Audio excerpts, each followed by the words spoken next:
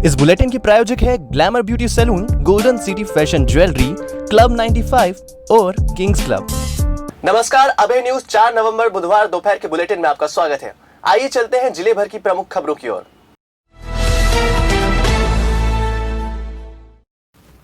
करवा चौथ को लेकर शहर से लेकर ग्रामीण क्षेत्रों तक महिलाएं जोरों से तैयारी करती नजर आ रही हैं।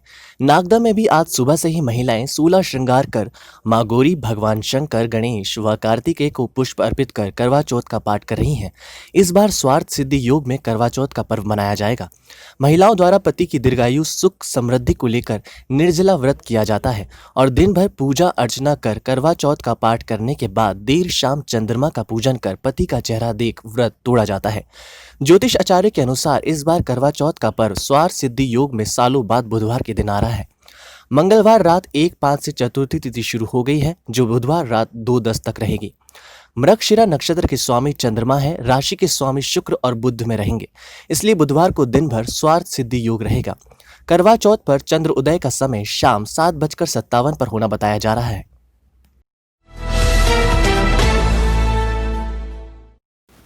मंगलवार रात खाचरोद थाने पर काफी देर तक हंगामे की स्थिति बनी रही।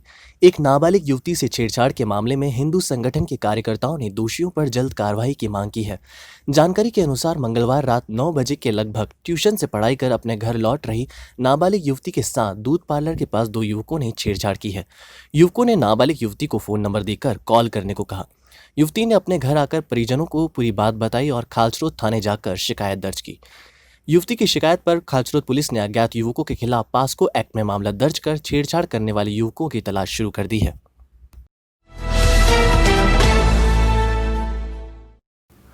महिदपुर नगर पालिका के कर्मचारी द्वारा अपने ही दोस्त की पत्नी से दुष्कर्म करने का मामला सामने आया है। पुलिस ने जांच कर आरोपी को गिरफ्तार किया और न्यायालय में पेश किया गया है, जहां से उसे जेल भेज दिया गया।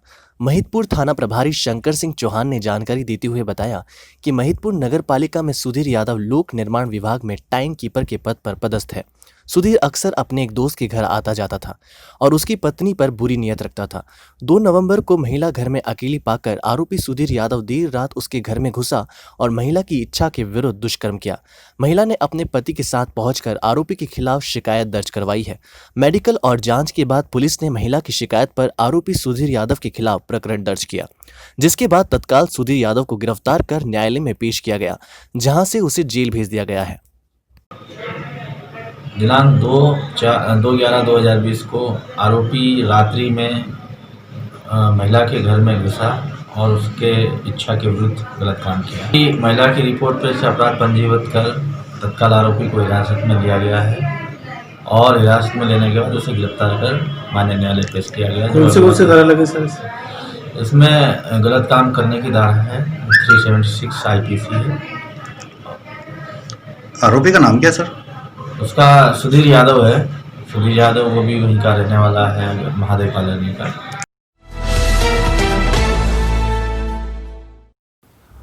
उज्जैन पुलिस अब अपराधियों और जुए सट्टे के अड्डों पर कार्रवाई के साथ साथ ऐसे चाय कैफे और स्पा सेंटर्स पर भी कार्रवाई कर रही है, जहां अवैधानिक गतिविधियां संचालित की जा रही हैं।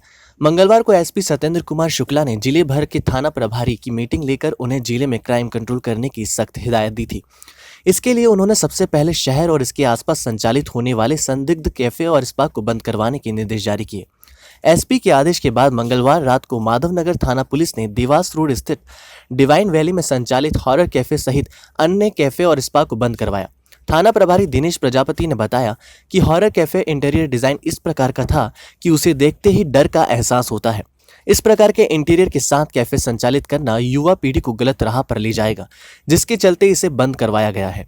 इसके साथ ही डिवाइन वैली में संचालित अन्य स्पा को भी बंद करवाकर उनके नाम और इंटीरियर चेंज करने की हिदायत दी गई है। जब तक ये लोग नाम और इंटीरियर में बदलाव नहीं करेंगे, तब तक इन्हें संचालित नहीं होने दिया जाएगा।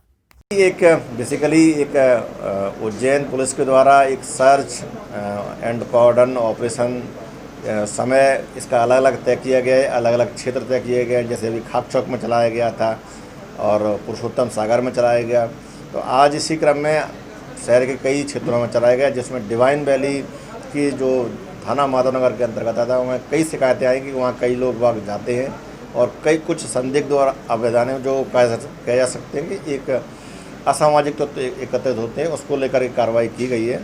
वहाँ कुछ लोग नशा भी करते हैं, तो इस पूरे उसमें सर्चिंग की गई है और वहाँ के लोगों को भी ताकीद किया गया है। साथ में जो यहाँ माधवनगर पुलिस के द्वारा वहाँ पूरे क्षेत्र की तलाशी भी ली गई है। उसमें और जो इलीगल या जो भी अवैधानिकता पाई जाएगी उसमें नगर निगम को भी इस संबंध में कार्रवाई के लिए कहा जाएगा। मंगलवार को ही माधवनगर पुलिस ने एक बड़ी कार्रवाई करते हुए एक माइक्रो फाइनेंस कंपनी के एजेंटों से लगभग 18 लाख रुपए की नकदी बरामद की है। उज्जैन पुलिस अधीक्षक के निर्देश पर शहर में 13 स्थानों पर चेकिंग पॉइंट लगाए गए थे। चेकिंग के दौरान 3 बाइक पर 5 लड़के संदिग्ध अवस्था में नजर आए। उनके पास से मिले बैग की तलाशी लेने पर 3 बैगों में बड़ी संख्या में नोट पाए गए। युवकों ने पूछताछ में बताया कि वह किसी माइक्रो फाइनेंस कंपनी में काम करते हैं और नलखेड़ा, शाजापुर, डग और बड़ौदा क्षेत्रों से कंपनी का कलेक्शन कर उज्जैन आए हैं।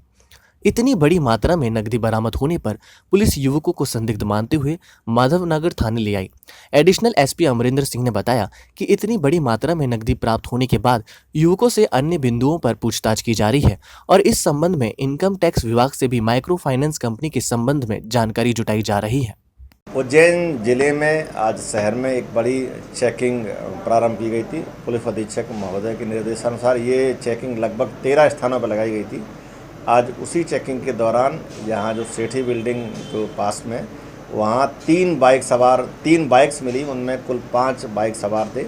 ये अलग अलग जगहों के रहने वाले हैं, जैसे कुछ 1-2 लड़के शाजापुर के रहने वाले हैं, आष्टा के रहने वाले हैं और इनके पास में 3 बैग मिले संदिग्ध अवस्था में। चूँकि मिलने पर इनके द्वारा पुलिस की तलाशी ली गई, पुलिस की टीम के द्वारा, तो उस तलाशी में काफ़ी बड़ी मात्रा में नकदी मिली है। जो अभी जो सीजर हुआ है उसमें लगभग 18 लाख के आसपास का सीजर हुआ है और इन लोगों से जो प्रारंभिक पूछताछ की गई है सभी ने ये बताया कि ये लोग नलखेड़ा, शाजापुर, डग, झालावाड़ से इन्होंने अलग अलग पैसा कलेक्ट किया है और ये भी कहा है कि ये कहीं कोई किसी माइक्रो फाइनेंस कंपनी में काम करते हैं। क्योंकि ये इतना बड़ा कैश है तो कैश को पूरा जब्त किया गया है और नियमानुसार जो इसमें लीगल एक्शन है उसमें CRPC के तहत उसमें सीजर किया गया है।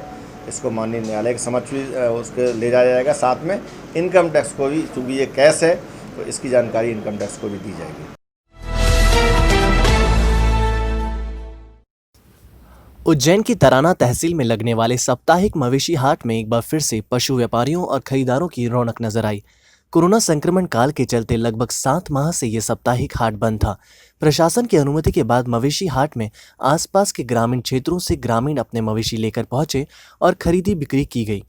हाट में कोरोना गाइडलाइन के नियमों का पालन किया गया। साथ ही प्रशासन ने भी पशु खरीदने बेचने आए ग्रामीणों के लिए उचित व्यवस्था की। हालांकि कुछ ग्रामीण प्रशासन द्वारा की गई व्यवस्था से असंतुष्ट नजर आए और पीने का पानी न मिलने की शिकायत की। तो ये थी जिले भर की प्रमुख खबरें।